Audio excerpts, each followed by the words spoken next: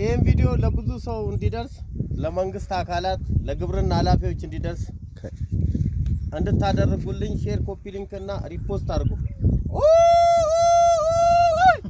የመንግስት ያለ ኧረ ዝም አትበሉ። ተንቀሳቀሱ እያያችሁን። ዛሬ ደግሞ በ10 ብር እየሸጥን ነው። በ10 ብር ምን አጠፋን?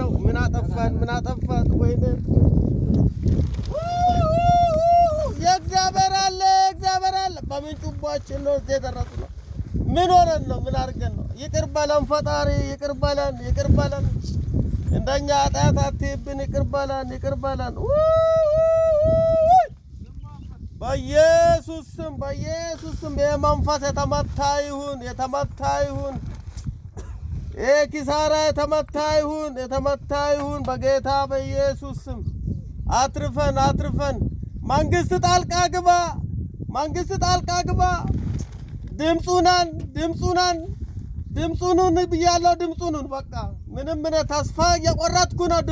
ድምጹን ሼር ኮፒ ሊንክ ላይክ አድርጋችሁ ለሁሉ ሰው አድርሱና መፍትሄ አምጡልን። ወደ ቤት ከመግባቴ በፊት ወደ ወንዝ ከመሄዴ በፊት ምን አይነት ሰው ነው?